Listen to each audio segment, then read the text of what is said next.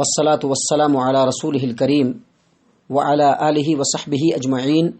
ومن تبعهم بإحسان إلى يوم الدين أما بعد. عن عثمان بن عفان رضي الله عنه قال: كان النبي صلى الله عليه وسلم إذا فرغ من دفن الميت وقف عليه فقال: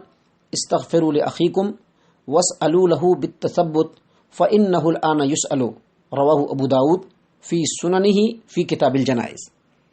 سنن ابی داود کتاب الجنائز باب الاستغفار عند القبر للمیت فی وقت الانصراف، حدیث نمبر 3221. عثمان ابن عفان رضی اللہ عنہ بیان کرتے ہیں کہ نبی اکرم صلی اللہ علیہ وسلم جب میت کو دفن کرنے سے فارغ ہوتے تو اس پر رکتے ٹھہرتے اور فرماتے: اپنے بھائی کے لیے بخشش طلب کرو، اپنے بھائی کے لیے مغفرت طلب کرو،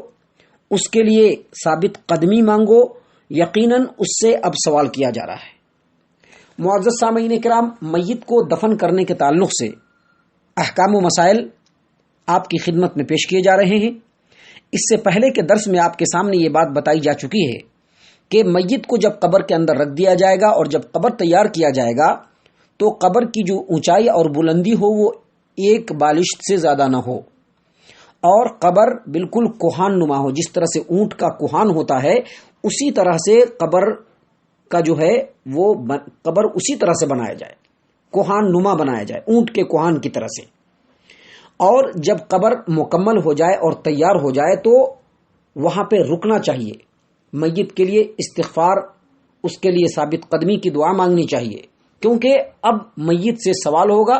اور ہماری دعا کی اس کو ضرورت ہے. جیسا کہ صحیح البخاری کی روایت ہے، صحیح البخاری کتاب الجنائز باب ما جاء فی آداب القبر، حدیث نمبر 1374. انس بن مالک رضی اللہ عنہ سے روایت ہے کہ رسول اللہ صلی اللہ علیہ وسلم نے فرمایا: جب آدمی کو اس کے قبر میں داخل کیا جاتا ہے، جب آدمی کو اس کی قبر میں داخل کیا جاتا ہے اور جنازے میں شریک اس کے ساتھی واپس لوٹ جاتے ہیں تو ابھی لوگ جاتے ہی رہتے ہیں اور ان کے جوتے کی آواز کو میت سنتا ہی رہتا ہے کہ 2 فرشتے یعنی منکر اور نکیر اس کے پاس آ جاتے ہیں اور اسے بٹھا کر کے پوچھتے ہیں: ما کنت تقول فی هذا الرجل لمحمد صلی اللہ علیہ وسلم فاما المؤمن فیقول اشہد انہ عبد اللہ ورسولہ. یعنی اس شخص یعنی محمد صلی اللہ علیہ وسلم کے بارے میں تو کیا عقیدہ رکھتا تھا؟ اگر وہ آدمی جس سے سوال ہو رہا ہے مومن ہے تو وہ کہے گا کہ میں گواہی دیتا ہوں کہ آپ صلی اللہ علیہ وسلم اللہ کے بندے اور اس کے رسول ہیں. جب وہ یہ جواب دے گا تو اس وقت اللہ تبارک و تعالیٰ کے حکم سے اس کو جہنم دکھایا جائے گا اور کہا جائے گا کہ دیکھ یہ تیرا ٹھکانہ تھا، لیکن اللہ تبارک و تعالیٰ نے اس کے بدلے میں تمہیں جنت میں ٹھکانہ دے دیا ہے. اس وقت اسے جنت اور جہنم دونوں ٹھکانے دکھائے جائیں گے. اور اگر سوال جس سے ہو رہا ہے وہ منافق اور کافر ہے، منافق ہے یعنی مسلمانوں کے درمیان ہے لیکن منافق ہے، یا پھر وہ کافر ہے، اور ایسے شخص سے جب سوال کیا جائے گا تو وہ سوال کا صحیح جواب نہیں دے پائے گا. اگر یہ منافق ہوگا تو لاکھ اللہ کے بارے میں، محمد صلی اللہ علیہ وسلم کے بارے میں وہ جان لے، لیکن اپنے عقیدے کی وجہ سے جب اس سے پوچھا جائے گا کہ محمد صلی اللہ علیہ وسلم کے بارے میں تو کیا عقیدہ رکھتا تھا، محمد صلی اللہ علیہ وسلم کے بارے میں تیرا کیا عقیدہ ہے، تو وہ جواب میں کہے گا: لا ادری کنت اقول ما یقولہ الناس، مجھے کچھ نہیں معلوم، میں تو بس وہی بات کہتا تھا جو لوگ کہتے تھے. آج کل بہت سارے ایسے لوگ ہیں جو محمد صلی اللہ علیہ وسلم کے بارے میں وہ عقیدہ نہیں رکھتے ہیں جو رکھنا چاہیے. ہر دور میں ایسے منافقین اس روئے زمین پر رہے ہیں جو بظاہر مسلمان ہے لیکن اسلام اور مسلمانوں سے، اسلام اور اسلام کی تعلیم سے ان کا کوئی واسطہ نہیں. ایسے منافقین اور ایسے اور کافرین یہ تمام بولیں گے کہ مجھے کچھ نہیں معلوم، جو میں لوگوں کو کہتے ہوئے سنا ان کے بارے میں وہی میں نے کہا. پھر اس سے کہا جائے گا کہ نہ تو نے جانا، نہ تو نے محمد صلی اللہ علیہ وسلم کے بارے میں پڑھنے کی کوشش کی، اور نہ ہی تو نے ان کے بارے میں جانکاری حاصل کر کے ان کے بارے میں ان کے بتائے ہوئے طریقے پر عمل کرنے کی کوشش کی. اتنا کہنے کے بعد اسے لوہے کے ہتھوڑے سے ایک ضرب لگائی جائے گی جس سے وہ ایسی اونچی آواز میں چیخے گا کہ اس کی آواز کو جن اور انسانوں کے سوا آس پاس کی تمام مخلوقات سنے گی. تو جیسے ہی میت کو قبر میں ڈالا جاتا ہے ابھی جانے والوں کے جوتے کی آواز وہ سنتا ہی رہتا ہے کہ منکر نکیر آ جاتے ہیں اور اس سے سوال شروع کر دیتے ہیں۔ تو ایسی صورت میں اللہ کے رسول صلی اللہ علیہ وسلم نے مسلمانوں کو یہ تعلیم دی کہ جب میت کو دفن کر لو تو اس کے بعد کچھ دیر وہاں پہ رکو، کھڑو، کچھ دیر ٹھہرو، اور پھر اللہ کے رسول صلی اللہ علیہ وسلم نے فرمایا کہ اپنے بھائی کے لیے مغفرت کی دعا کرو، اس کے لیے ثابت قدمی کی دعا مانگو، کیونکہ اب اس سے سوال ہوگا۔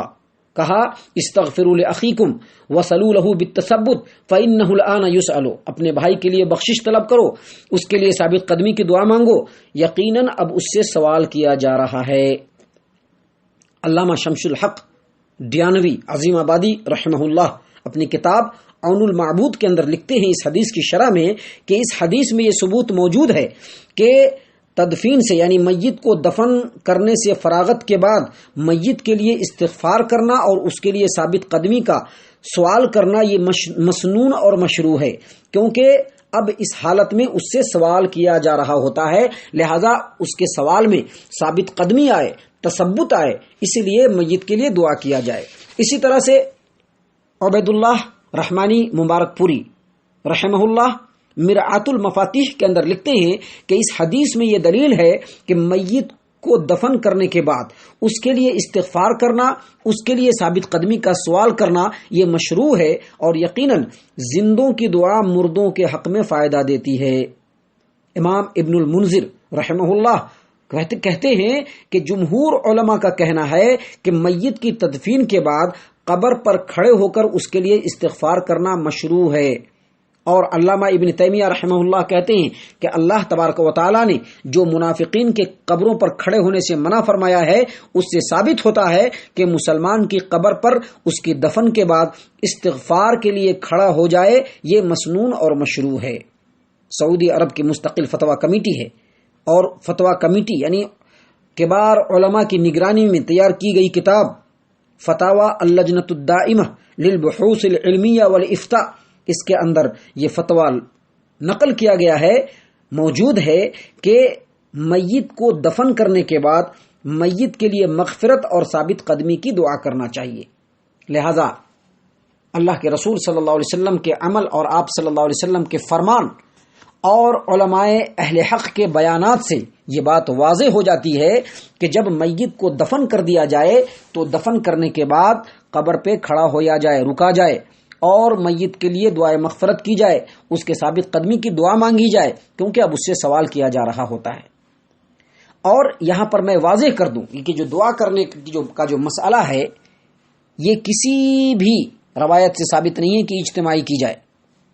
بلکہ عام علماء اور محدثین نے یہ بتلایا ہے کہ میت کے لیے جو استغفار مانگا جائے گا، استغفار کی جو دعا کی جائے گی اور مغفرت جو مانگا جائے گا میت کے لیے، وہ ہر آدمی تنہا تنہا کرے گا، کیونکہ نبی صلی اللہ علیہ وسلم کی پوری زندگی اور صحابہ کرام کی پوری زندگی میں ایک بھی ایسا ثبوت نہیں ہے جس سے پتہ چلے کہ تمام جنازے کے جو شریک ہونے والے جو لوگ ہیں اس میں صحابہ کرام نے یا نبی صلی اللہ علیہ وسلم نے اجتماعی دعا کرائی ہو۔ لہٰذا ہر آدمی اپنے اپنے طور پر کھڑا ہو اور اپنے اپنے طور پر جس کو جتنی توفیق ہو، 5 منٹ، 10 منٹ، 15 منٹ، 20 منٹ، جس کو جتنی توفیق ہو وہ میت کے لیے مغفرت طلب کرے، اس کے ثابت قدمی کے لیے دعا کرے۔ اور یہاں پر یہ بھی واضح کر دوں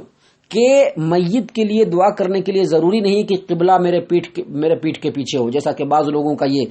ماننا اور کہنا ہے کہ جب دعا کیا جائے میت کے لیے تو قبلہ پیٹھ کی طرف ہونا چاہیے، نہیں،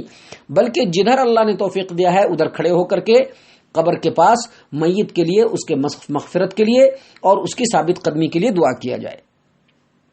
اللہ تبارک و تعالیٰ سے ہم دعا کرتے ہیں کہ اللہ تبارک و تعالیٰ ہم تمام کو صحیح کتاب و سنت کے مطابق علم کو سیکھنے اور اس علم کے اوپر عمل کرنے کی توفیق عنایت فرمائے۔ آمین یا رب العالمین، وما علینا الا البلاغ المبین۔